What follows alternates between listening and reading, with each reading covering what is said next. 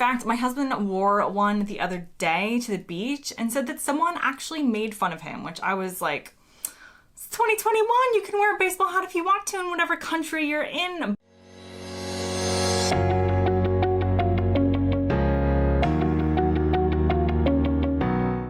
Hey guys, welcome back to the Girl Gone London channel. If you're new here, my name is Kaylin. I'm an American who's lived in the UK for almost 10 years, and today we are doing another differences between the UK and the US video. Now, in this video, I am going to cover some differences that you might not have heard between the UK and the US. So no matter how many times as an American you feel like you've watched Harry Potter, you definitely probably haven't heard of most of these things. And similarly to our British friends, these are things that you might have taken for granted about life in the UK that you might not realize is different in the US. Okay, so we're just gonna jump right in, and I'm going to start with something where I want you to comment below and let me know what you use. But I'm going to talk about the difference between some mnemonic devices. I can never say that word, but I'm glad I got it out. Mnemonic devices between the UK and the US, which if you're unfamiliar is basically how we are taught to remember certain things. So for instance, my research for this was asking my husband, who was born and raised in England. So he said that in order to remember north, south, east, and west, he was taught never eat shredded wheat. Shredded wheat isn't a common saying or phrase in the US, and we really like our waffles. So our north, south, east, and west mnemonic device was never eat soggy waffles. And so I thought that was a very American versus British difference there on how we remembered those things. Now, the other thing I find fascinating is how we are taught to remember the colors of the rainbow. So this is about to get a little controversial because I had asked my husband, I said, how are you taught to remember the colors of the rainbow? Because I wanted to see if in the UK they use the same thing that we did, which was called basically a man named Roy G. Biv, and each letter stands for the correct color that goes down a rainbow. So red, orange, yellow for Roy, G for green, and then Biv was blue, indigo, and violet. And I asked this to him, and he said he had never heard of Roy G. Biv, but they had been taught a song which was something like, it was called I Can Sing a Rainbow, and it starts out with the colors of the rainbow, and he started singing it, and it said red and yellow, and then pink and green, and it goes on. And he said that it wasn't until later on that he actually realized that these weren't the real colors of the rainbow as actually exists in nature. So I would love for British people to comment below and let me know how you were taught to remember the rainbow colors. Do you know the song I Can Sing a Rainbow?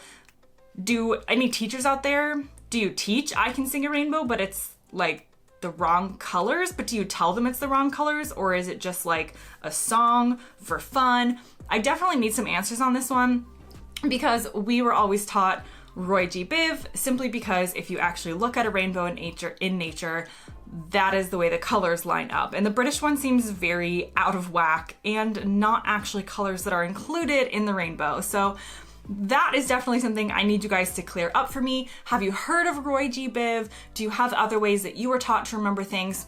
I also asked him about the planets. So when I was growing up, when Pluto was a planet, rest in peace, Pluto planet, we were taught something like my very important, no, that doesn't make sense. Maybe it does. My very something mother, my very eager mother served us 9 pizzas. It was something to do with pizzas. It was something to do with our mom serving us pizzas, which again, is the most American way you can possibly think to remember anything. He didn't remember a way that they were taught to think about the planets, so maybe they just had to learn them. But again, comment below and let me know if you were taught something in either country to remember the planets. Okay, the next difference I wrote down was tap water, and this is specifically talking about my experience in Florida. I am not going to knock the tap water in any other state, but I 100% will say that I grew up not ever wanting to drink water out of the tap. Florida tap water tastes like rotten eggs. It is disgusting, and for that reason, the vast majority of Florida families will buy water bottles or some sort of filtration system. Like, we just won't even touch the water. It's not that it's necessarily like harmful, it's just, it tastes disgusting. Here in the UK, particularly in the southeast of England, I have never had a problem with the tap water. It tastes good, it tastes fresh, and I have never purchased a bottle of water in England unless maybe I was like out and about somewhere. But at home, definitely we do not have water bottles. We drink straight out of the sink and it tastes really good, it tastes fresh. And so when we go back to Florida, it's always a reverse culture shock to not necessarily want to drink the water coming out of the sink and to have to find alternate sources, which my husband found very strange when he first visited Florida, the idea that you could drink out of the tap, but we didn't because it was gross. The next cultural difference I wrote down has to do with the use of what I'm gonna call a robe. Now, British people, please feel free, jump in, chime in, let me know your thoughts on this. From my perspective, growing up, if you think of a robe or a bathrobe, which is what I would call it, but I feel like here in the UK, that's a dressing gown, but maybe you have a separate bathrobe here, but I've never seen anyone do that. It's just like a dressing gown is what they call it. But what I've kind of gathered, and again, this is coming from Florida, so we don't necessarily have a need to bundle up, but in Florida, you would only wear a robe when you got out of the bath. Maybe. I wore one as a kid. It's popular for like kids to have them when you get out of the bath. As an adult, that's not a thing. Like my parents did not walk around in robes or anything like that. But it was simply just something in between getting dressed and getting out of the bath or shower. Here in the UK, it is damper, it is colder, that cold can really go like straight to your core. And so people wear what I view as robes, but they call dressing gowns, basically whenever they want to. So they would wear it over their clothes around the house. You would have clothes under it as well. So that's the difference maybe between the use of a robe and a dressing gown, is a dressing gown tends to, from what I have seen, be worn over your clothes. My husband will wear one like in the mornings and in the evenings, and you can kind of just like put it on whenever you want. I haven't really gotten into this.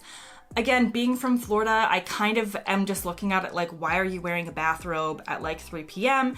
And it hasn't really caught on with me, but it's definitely a difference that I have noticed in between what I experienced growing up in the States and what happens here. So again, I would love to hear, wherever you're from in the world, do you wear a bathrobe? Do you wear a dressing gown? Do you think there's a difference? Let's definitely get a conversation going on that. The next difference I wrote down has to do with some flavors that are popular in the UK that were really not popular in the US. And I don't mean flavors of ice cream, because that pretty much is standard across the board. I am talking about flavors or ingredients like rhubarb. I had never, ever had anything. I didn't even know what rhubarb was when I moved to the UK. Let's start there. So I had never had a dessert like a rhubarb crumble or anything like that. And again, crumbles, we don't necessarily call them that in the US either. There's so many differences. It's like layers and layers and layers and layers of differences that we could get into, but let's just stick to the flavor of rhubarb. Rhubarb is popular here in desserts and as flavoring.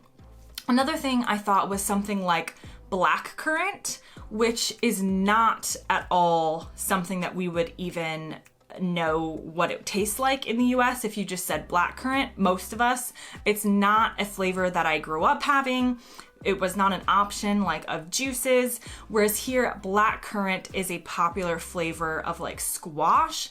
I'm not sure if I've done a video about this. I think I have, but basically squash is like a diluted concentrated juice, and you then add water and squash. Again, this is a liquid, not the actual vegetable squash. You would add squash into your water to turn it a certain flavor and color. So blackcurrant is a really popular squash flavor, but again, being from the US, I had no idea what this was, had never heard of it, and was only exposed to it when I moved to the UK. Okay, so the next difference I have to talk about is about cats. Yes. Cats are the same creatures in both countries, but where we think they live is different. So in the US, we kind of have a culture of mostly indoor cats. Sometimes they can be indoor outdoors, and we do have outdoor cats. So it's not to say that every single cat is fully indoors. Mine was, he was allowed to go like in the outside enclosed pool area because it had doors, but we just, in the US, kind of think of cats as like a snuggly indoor pet. Here in the UK, I have found it extremely uncommon to come across a family who has a fully indoor cat. The done thing here, it seems like 99% of the time, is you have a cat flap, and the cat roams freely whenever and wherever. So at any given point, I can look out my window and see like 3 or 4 neighborhood cats. I'm not kidding, this is a cat heavy neighborhood. They come in our backyard, they sleep on our deck, they sleep up on the brick walls. I've looked out and seen them, you know, climbing up a tree, which I thought only happened in children's books, but come to find out, it definitely happens in real life. So the British idea is that a cat should not be confined to the home.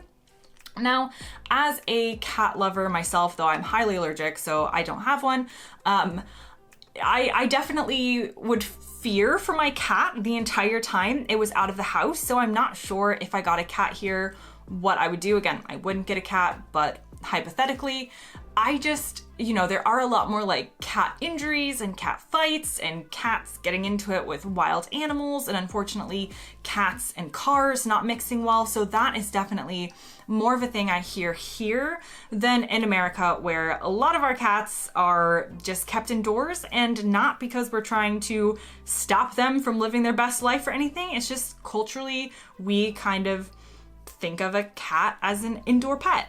Okay, so the next difference I have to talk about has to do with baseball hats. So baseball hats are incredibly common in the US.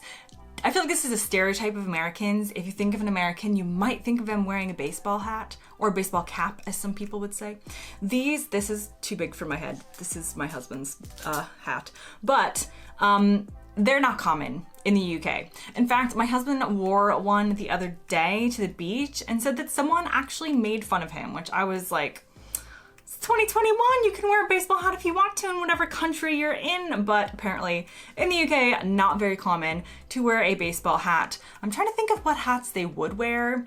I'm not entirely sure. I do like a baseball hat.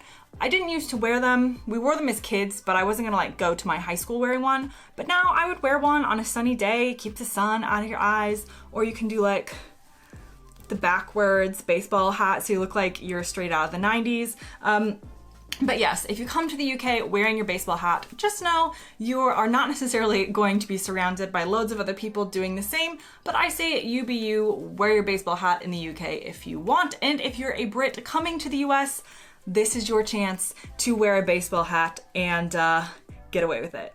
Okay, now the last thing I wrote down, a difference between the UK and the US, and this is a small one, but in the UK, they seem to use the word tummy in a medical sense to mean stomach. They know what a stomach is. They might say stomach occasionally, but if you go on the NHS website, it will talk about tummy pain, tummy problems. If you go to the doctor and complain of stomach issues, they will likely refer to it as your tummy. Now, this is only weird for an American because tummy in the US is a word that you would use with a toddler. It is a baby medical word. It is not something that you would ever go to your doctor and say, I have tummy pain. It's using a kid word in the US. Here, tummy doesn't seem to be a kid word. It seems to be a word that everyone uses to mean stomach. But in the US, as adults, we would say, I have stomach pain, I have stomach issues. And on a medical website, it would not refer to your tummy. That would be how you teach a kid about parts of its body. And so that always jars me when I see medical documents in the UK referring to tummy, because culturally to me, it just sounds a bit funny. Okay, so you've made it to the end of the video. Sometimes I like to say, comment below if you made it all the way to the end, because you're definitely my favorite people. Thank you guys so much for being here. As always, comments, suggestions, leave them down below. Hope you enjoyed, and I'll see you next time.